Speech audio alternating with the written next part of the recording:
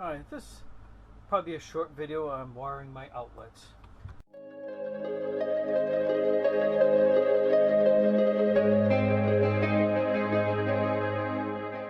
First, let me say before watching this electrical video, I'm not an electrician. This is not intended for children, and in no way should I be considered a professional. Other than that, please enjoy the video. Alright, I have some choices for outlets.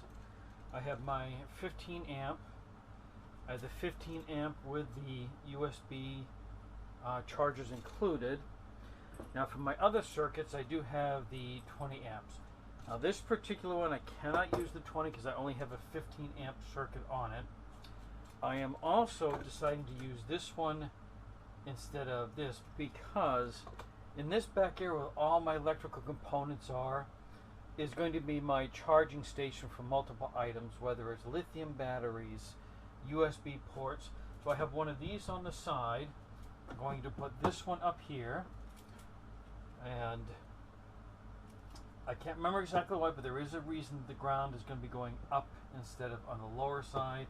That's something to do with water drippage and making a connection. Anyway, I would say look that up because I can't remember, to be honest with you, why it is that way. But so this will be mounted in here, and I'll just have to get a different plate set up for this one.